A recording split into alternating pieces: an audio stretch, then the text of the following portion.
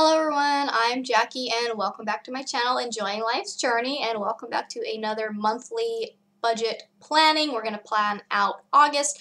I've kind of already planned out August ahead, so I'm going to share with you what I have planned. And if you guys are familiar with the channel, you know that the budget can change from month to month, week to week. You know, it can change. So these are always just, I like to say, estimates, but it gives me an idea of where are we going, what goals do we have that we need to accomplish, or what are some expenses that may be coming up that we want to make sure we're taking care of. So as I go through this, I may think of some things to change along the way, but otherwise I've kind of done it. So if you're not familiar with the channel, I follow Dave Ramsey's zero-based budget or his cash flow plan. So I budget out my entire month. I put what we're estimated to make, and then it comes all the way down to the point where I've told every single dollar where to go, and I have a zero. That doesn't mean I don't have any money. It just means I've told it where to go, whether that's a savings account, a expense fund, whatever that is. So I tell it where to go. Now I take it a step further. Within one of his books, he recommends doing a paycheck by paycheck cash flow plan. So that's what I do. So my husband gets paid every Friday, so lucky us, August is a 5 paycheck month. Woohoo! What I do differently from what I've done before is I actually count everything now before taxes, and I keep track of taxes down here. So you guys don't have to do that. You can just say this is what you got from your paycheck, but I want to keep track of the 401k, and that comes out before taxes, and I want to keep track of what we're paying in taxes because normally we get back a decent amount of money every year during tax time, and it's recommended that you change your withholding so that you're keeping more of your money every paycheck instead of getting a big chunk back at the beginning of the year, because it helps you to start having that money work for you sooner than later. So that's kind of my spiel of what we're doing. So I'm just going to go through and I'm just going to go through the monthly budget with you guys. You can kind of see a snapshot of how everything's broken up per paycheck. But if you're interested in how I budget out every single week, join me. I do a few weekly budgets with me every single month as well. All right, so let's jump in. So Ricky, base pay is $680 before taxes every week. So for the month, we're looking at $3,400.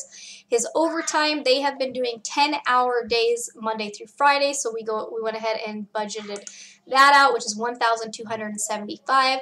There's a good chance this number will change because they have been working Saturdays. Sometimes they do 8 hours on Saturdays, sometimes they do 10 hours on Saturdays, but for now I'm not going to budget for that because that's not really set in stone as much as the 10-hour days are. And again, these can always change as well. Sometimes maybe they decide not to stay because they're caught up on a project.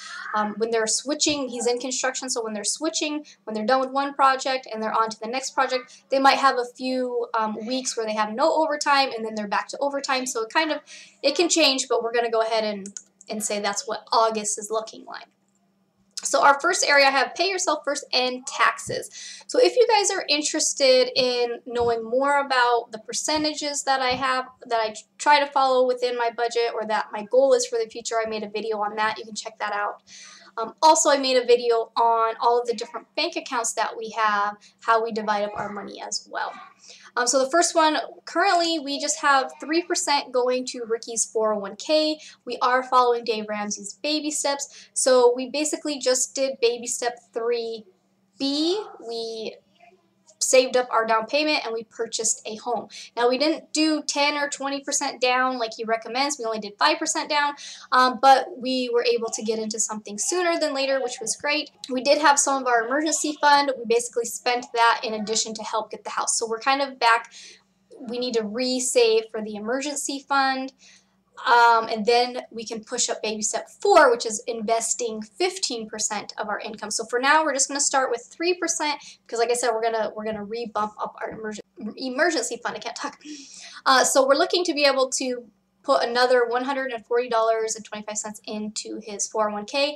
Now his employer does do a match, but they do it differently. It's more of a profit sharing type match. So they don't match a certain percent. They don't match it every single paycheck or every single month. It's something that he'll get at the end of the year. So we'll see what that ends up being. I know a lot of people say you want to at least invest what your employer is matching. So if your employer is matching 4%, you want to at least invest 4% as well. Again, we don't know. It's just they do a profit sharing based on almost every single dollar. So almost everything we put in there is going to get some type of match at the end of the year.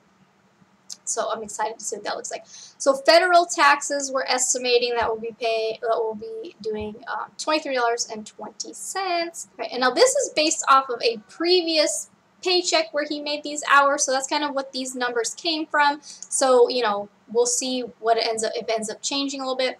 Arizona state tax, we're estimating to have paid $81.65. Medicare, $67.80, and then Social Security, $289.85. As you can see here, we're going to put $1,000 back into the emergency fund. We originally had 3 months, like I mentioned. We did spend a good majority of that with the cost of the house and moving and all of that stuff. So we don't want to just bring it back to 3 months. We actually want to bring it all the way up to 6 months. So it might take us, it might take us a little while to get back up to there, but that's okay. I would normally say all of it goes into the emergency fund. We went ahead and put another $561 into the house fund, just in case there's some other things that we feel need to be addressed sooner than later. Area rugs or something like that, because the house is completely all tile. So there are some other things that we might want to do. So we went ahead and just split that up between those. So we'll see. Ricky's personal development and myself, $100 each. That's what we've been consistently doing. And then business, basically putting $100 back into the business. Myself, August here, hold on, actually, I'm only looking at $11 for right now. Let me add that on there real quick. Right now, anything that's over, because we have certain things that we're just setting at $100, we're not worrying about percents right now. Anything else is going into like these savings right here. So I'm going to go ahead and just add that $11 into here. So all I have to do is delete that out, and then at the bottom of the page, it will tell me what needs to go in there. So I have, let's see, $28.85, and then this would be $503. Okay, so I just adjusted that. All right, so we have the keys for the house officially, right? So we're actually not moving in until Sunday, right? So we're gonna, because Ricky was working all week, so the girls and I basically took several car loads, whatever we could fit in the car, to the new house. During that time, we had the refrigerator delivered, got the blinds set up, things like that, so we can start actually moving. So Sunday, we'll actually be getting the budget truck and moving. We still have to pay rent here. This is the September rent for this for the apartment. This is the last budget video you'll see in this room. I don't know how the setup will be yet at the new house, but it'll be a transition.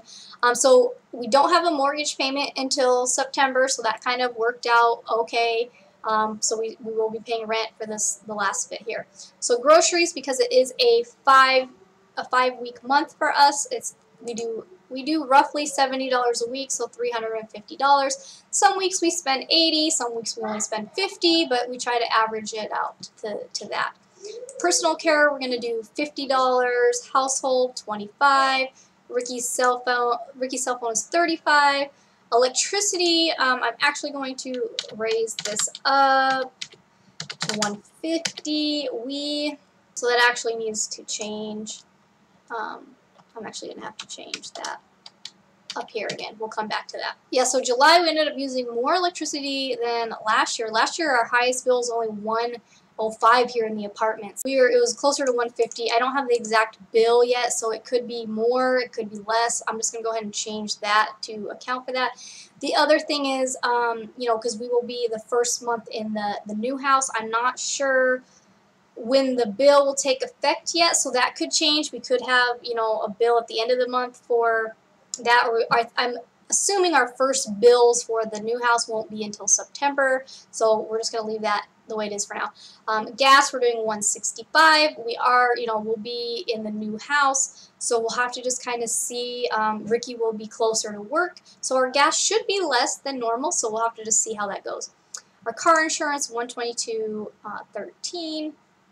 Now you notice here I forgot to show you, renter's insurance is basically gone. So basically, with this rent here, we're going to be turning the keys in, because this is going to be our September rent. If you notice, it's at the beginning of August instead of the end. Usually we pay for the next month at the end of the month. We're paying it as soon as we can, so we can turn in the keys, shut off the electricity and all of that stuff, and be done with the apartment you know, pay, this is September's rent. So we're just trying to make sure all that stuff is just done with by then. So I forgot to mention that. Car maintenance. So we do need an oil change. So I budgeted $32 for that. Ricky's motorcycle, $21.16.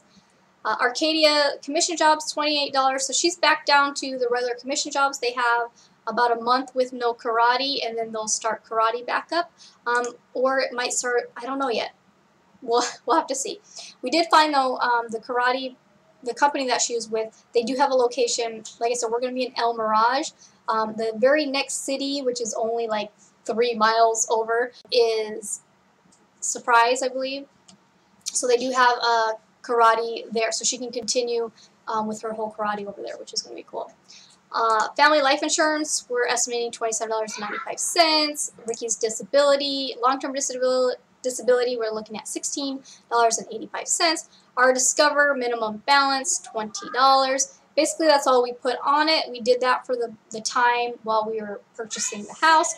So moving forward, something we may do, because this card does give us 2% cash back on gas, we may use this card for all of our gas purchases and then just pay off the balance, you know, earn that 2% on that money that we normally wouldn't be earning anything on, and then pay that balance off right before the statement date. Not the due date, the statement date.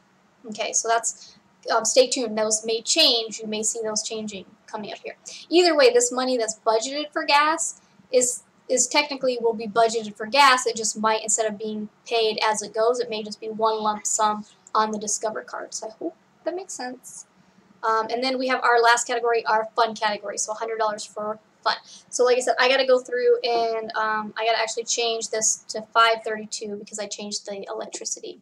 And then 403. 95. So you guys, this is kind of real life. So I try to budget out, like you guys have seen, I have our budget out for the, like, up to 2000. I have our budget all the way up to 2025, and by the end of 2025 we should have our house paid off within my projections. So that would have taken us about 6 years to pay off our house. So we're gonna crank it out. Those are all projections, right? So then from that plan, I go and I look at the year again, and I change the year based on what his pay is, based on what I might be making, things like that. And then, like you've seen, then I break it down and I go through the quarter again, and then I go through each individual month. So I've already kind of gone through the month, but then sometimes I have to change things again week by week. So I've kind of already mentioned that before, but that's just, you know, you're seeing real life what's being changed around. Now this could be changed. I have a commission payment coming in, so I'm not sure when that's going to come in. I don't know if I'll get it in August or after the sailing, so we have to see. I'm a travel agent, so that's what I'm talking about. Let's see here. Let's see. All right, so that's it. So I have 0 on everything. Everything's budgeted for. So that's the gist of what August is going to look like. Like I said, things change week by week, but it's good to start off with a base. It's good to start off with a plan. Like I mentioned, look at some things that you might need. Like I said, we need an oil change. We know the electricity is going to be a little bit higher. We know we're going to pay our rent, our final rent payment at the apartment sooner. All right, so yeah, so that's what August is looking like. All right, so I would love to hear from you guys. Leave me a comment below. What is August looking like for you? Do you have any big changes or anything like that? I think I say that every single month because we've always had some changes. Once September comes, we'll have a better idea of what the expenses are going to look like at the new house, and all of that fun stuff. So as always, thanks for watching, and I'll see you soon. Bye!